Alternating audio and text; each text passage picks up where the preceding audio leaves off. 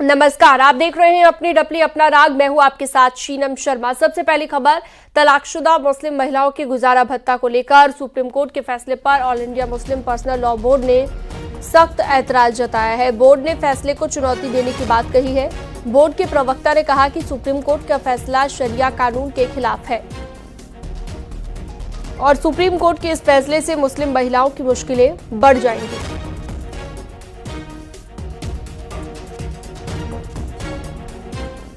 हमने तकरीबन 8 रेजोल्यूशंस मंजूर किए हैं। पहला रेजोल्यूशन जो है वो रीसेंट सुप्रीम कोर्ट जजमेंट पर है, जो एक तरह से शाहबानू का रिप्लिका है। इसके सिलसिले में बोर्ड ने पहली बात तो ये कही कि ये फैसला जो है सुप्रीम कोर्ट का इस्लामी कानून यानी कानून शरीयत, जो कि हिंदुस्तान में शरीयत एप्लीकेशन एक्ट के नाम से जाना जाता है, जो शरिया के कानून पर बेस्ड है, ये उससे कन्फ्लिक्ट करता है, उससे मुतसादिम है। जाहिर है कि हम ये बात इससे पहले भी कहते रहे हैं कि मुसलमान जो है वो शरीयत का पाबंद है और वो कोई ऐसी बात नहीं कर सकता है जो शरीयत से कन्फ्लिक्ट करती हो। सुप्रीम कोर्ट के जजमेंट में ये बात कही गई है कि ये in the interest of women है। ये जो जजमेंट है वो औरतों के मफाद में या औरतों की भलाई के लिए किया गया है। हमारा मानना ये है कि अगर आप रिश्तों पे, शादी ब्याह के मामलात पे अगर गौर करेंगे तो आप महसूस करेंगे ये in the interest of women नहीं है, बल्कि हम महसूस करते हैं कि औरतों के लिए ये एक मुसीबत बन जाएगा फैसला। इसलिए कि अगर कोई आदमी शादी के बाद या तलाक के बाद भी अगर उसे ज़िंदगी भर मेंटेनेंस देना है तो वो तलाक क्यों देगा। तलाकशुदा मुस्लिम महिलाओं को गुजारा भत्ता देने के सुप्रीम कोर्ट के फैसले को all India Muslim personal law board ने चुनौती देने की बात कही है। AIM-PLB का कहना है कि सुप्रीम कोर्ट का फैसला धार्मिक आजादी के खिलाफ है। वहीं इस मामले पर बीजेपी नेता मुख्तार अब्बास नकवी ने कहा कि देश संविधान से चलेगा, न कि शरिया से। सुप्रीम कोर्ट का फैसला आया, उसको लेकर के जमात ने जो है वो अपना विरोध जताया और कहा है वो उसे चैलेंज करेंगे। देखिए, एक बात मैं बताऊं, किसी को भी जो है वो इजाजत नहीं दी जा सकती कि वो संविधान और शरीयत के बीच में टकराव दिखाने की कोशिश करे। जो लोग संविधान और शरीयत के बीच में टकराव दिखाने की कोशिश कर रहे हैं, उनकी मकसद और मंशा है कि जो सामाजिक सुधार है उस पर सांप्रदायिक वार करो। और जब तक वो इस तरह के सामाजिक सुधार पर सांप्रदायिक वार की सोच से बाहर नहीं निकलेंगे, तब तक इस तरह की चीजें करते रहेंगे। एक चीज। दूसरी चीज ये कि जब संविधान ने समानता की बात करी है, उसमें किसी एक मजहब की बात तो है नहीं, सभी मजहब की बात है। अब आप उसको जो है वो कम्युनल कलर देने की कोशिश कर रहे हैं, तो ये देश, ये मुल्क जो है वो संविधान से चलेगा। लेकिन सर, इसी तरह का बयान जो है योगी आदित्यनाथ ने दिया है। उनका कहना है कोई भी धार्मिक काम जो है वो कानून व्यवस्था के अंतर्गत होना चाहिए, लेकिन जमात का कहना है कि कहीं न कहीं मुसलमानों को दबाने की कोशिश है, साजिश है। कोई भी धार्मिक कार्यक्रम हो, सामाजिक कार्यक्रम हो, वो श्रद्धा के साथ साथ शालीनता और शालीनता के साथ साथ शासनादेश के सम्मान के साथ होना चाहिए। इस पर जो है कुछ लोग कम्युनल कलर करने की कोशिश कर रहे हैं, वो ठीक नहीं है।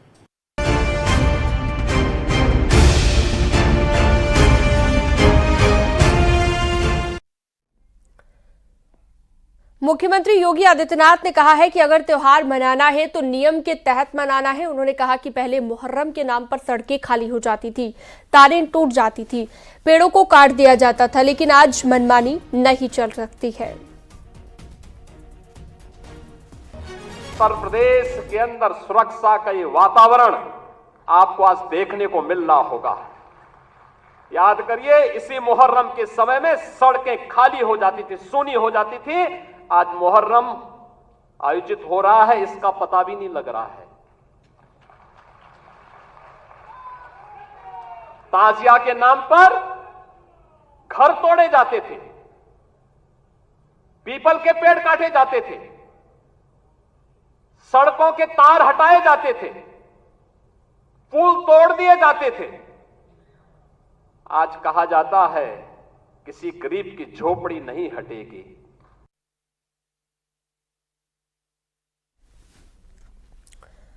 उधर संभल के एसपी सांसद जियाउर रहमान बर्क ने आरोप लगाया कि यूपी में मुसलमानों के त्योहारों में अड़चन डाली जा रही है।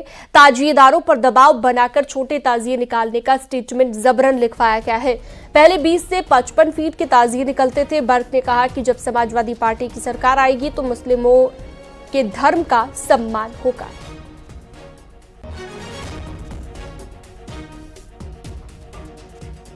के लोगों में मिलने का प्रोग्राम होता है, लेकिन जो जुलूस का प्रोग्राम होता है उसमें जुलूस के तहत जब निकलते हैं तो यकीनन जो लोग सड़क खाली करते हैं वो डर से खाली नहीं करते।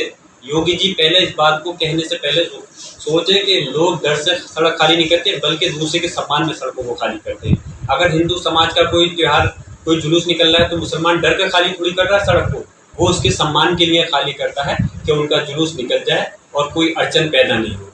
ये चीज़ दिखाना कि हम सड़कें जो खाली हो जाती थी ये लोगों को गुमराह करना है। कहा कि पेड़ नहीं कटेगा, तार नहीं कटेंगे, तो पेड़ तो कटता ही नहीं था। पेड़ कब कटे? तार जरूर कटते थे लेकिन तारों को नहीं कटवाया जा रहा। ये अपना आदेश उन्होंने थोपा गया है। एक तरफ तो सीएम योगी दंगाइयों को सख्त चेतावनी दे रहे हैं, वहीं अमेठी में मुहर्रम के जुलूस में भड़काऊ नारे लगाए गए हैं। इसका वीडियो सोशल मीडिया पर वायरल हो रहा है। वायरल वीडियो के सामने आने के बाद पुलिस मामले की जांच पड़ताल में जुटी हुई है। इस मामले में पुलिस ने कई लड़कों को हिरासत में लिया है। मुसाफिर खाना कोतवाली क्षेत्र की ये वारदात है।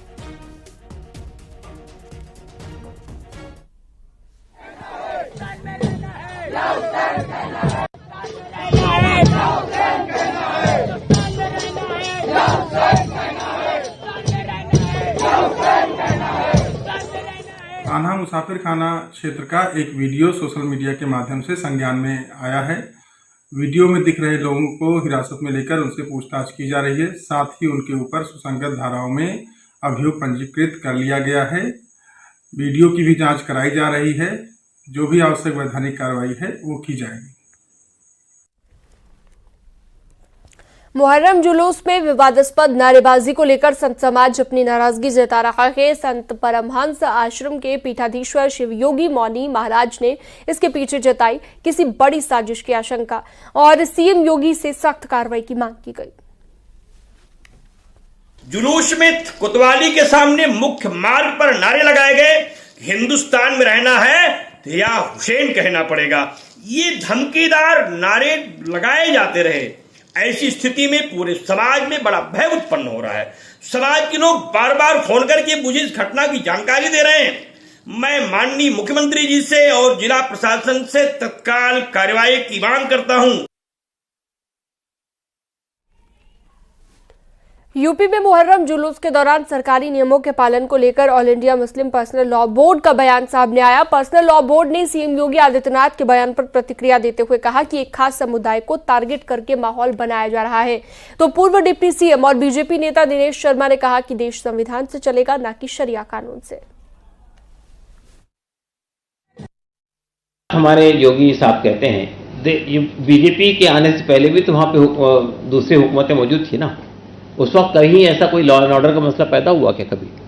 कभी कांवड़ियाँ की यात्राएं निकलती हैं, मुहर्रम के जुलूस निकलते हैं, नमाजें पढ़ी जाती हैं, कभी कोई कंट्रोवर्सी नहीं पैदा हुई हमारे देश के अंदर। और आज की बात नहीं कर रहा हूँ मैं, सदियों से हिंदू मुसलमान साथ रहते हैं, सब एक दूसरे का आदर और सम्मान करते हैं। ये जो सिचुएशन आज पैदा हुई है, किसने पैदा की है? आप सब जानते हैं। बोलने की अगर शरीयत पे चलाना है तो केवल सऊदी अरब में चलता है, शायद ईरान में चलता होगा, इराक में चलता होगा, तो उनको बेहतर है कि वहां जाकर वो अपनी बात को उठावें। हिंदुस्तान में, भारत में संविधान के अनुसार चलेगा। उसमें हिंदू और मुसलमान को बराबर के अधिकार दिए गए हैं। हिंदू की अगर बहन की रक्षा है तो मुस्लिम बहन की भी रक्षा होनी चाहिए। लखनऊ में यूपी बीजेपी की कार्य समिति की बैठक हुई, जिसमें बीजेपी के राष्ट्रीय अध्यक्ष जेपी नड्डा शामिल हुए। वहीं सीएम योगी और यूपी बीजेपी अध्यक्ष भूपेंद्र चौधरी समेत बीजेपी के तमाम दिग्गज नेता इस मीटिंग में शामिल हुए। इस मीटिंग में बीजेपी की तरफ से पेश किए गए राजनीतिक प्रस्तावों में कई अहम बातें रहीं।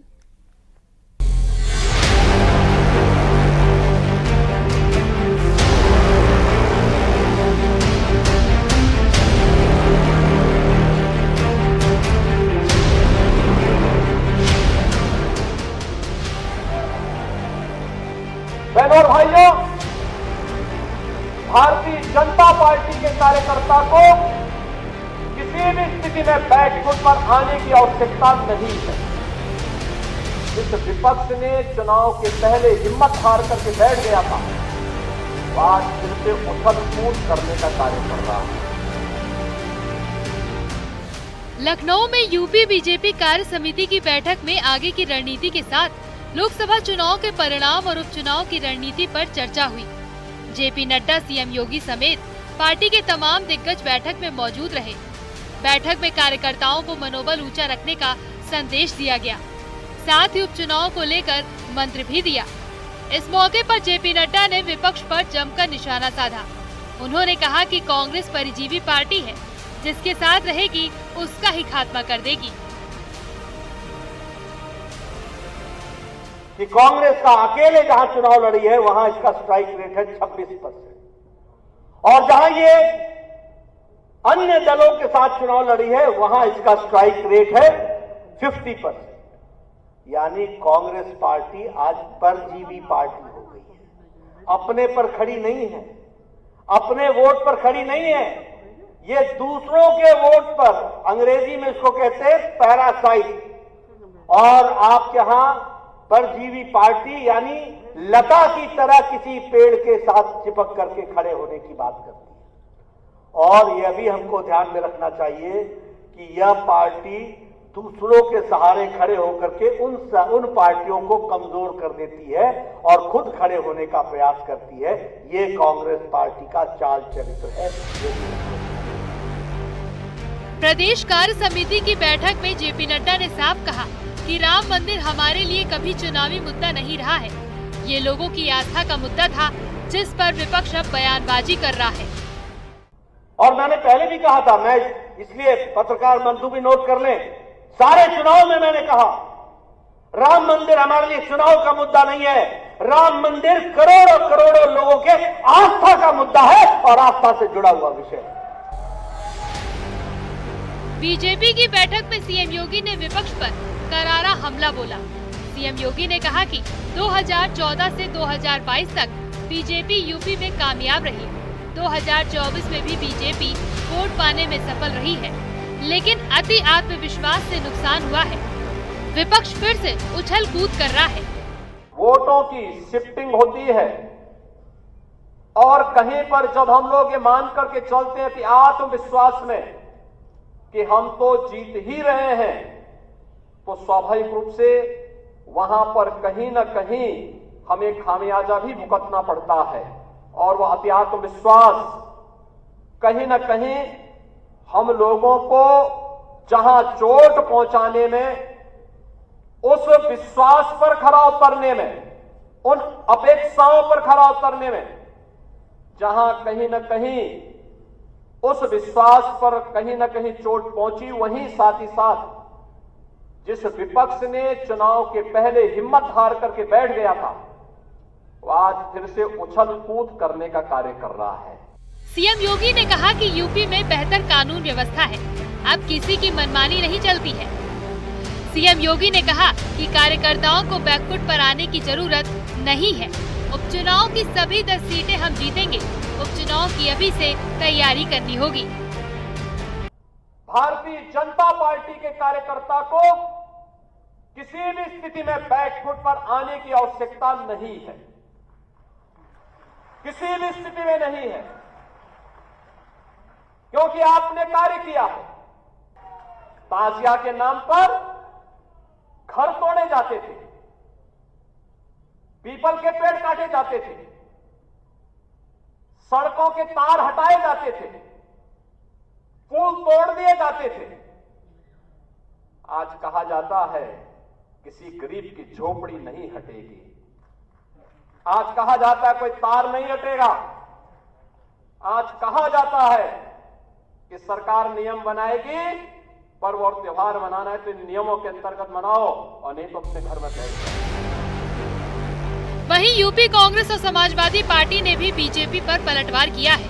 उनका कहना है कि बीजेपी को अपनी बैठक में भी कांग्रेस और एसपी का डर सता रहा है। समाजवादी पार्टी और कांग्रेस को नसीहत दे रहे हैं। अगर नसीहत देनी है तो अपनी सरकार को नसीहत दीजिए कि वो पेपर लीक क्यों करवा रही है, लगातार युवाओं को क्यों बेरोजगारी से परेशान करके रखा हुआ है? दलितों पर अत्याचार चरम पर हो रहा है। यूपी बीजेपी कार्यकारिणी की बैठक में लाए गए प्रस्ताव में कांग्रेस और समाजवादी पार्टी दोनों को निशाने पर लिया गया है। बीजेपी ने एसपी के यादव वोट बैंक पर सेंधमारी के लिए, मथुरा वृंदावन के विकास और श्री कृष्ण जन्मभूमि के लिए संघर्ष का ऐलान भी किया है। इसके अलावा पार्टी ने दलित वोटों को अपनी ओर जोड़ने के लिए बुद्ध परिनिर्वाण स्थल कुशीनगर को एजेंडे में शामिल किया है। बीजेपी ने अपने एजेंडे में राहुल गांधी के हिंदू धर्म विरोधी होने का प्रस्ताव भी पारित किया है। न्यूज़ 18 के लिए ब्यूरो रिपोर्ट।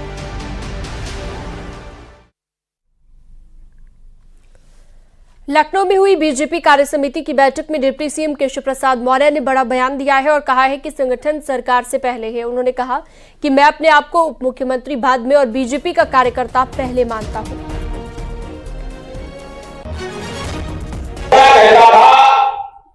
और आज इस प्रदेश कार्य समिति में मैं संगठन के वरिष्ठता हमारे देश के और प्रदेश के नेतृत्व के सामने कहा, संगठन सरकार से बड़ा है।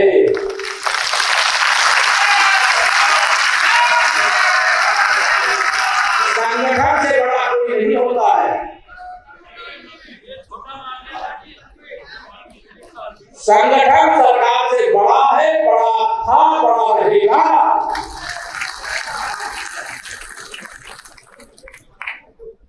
भारतीय जनता पार्टी के कार्यकर्ता के नाते यहां जितने भी मंत्री परिषद के सब हमारे वरिष्ठ साथी लोग भी बैठे हैं। सात कालिदास मार्ग का दरवाजा,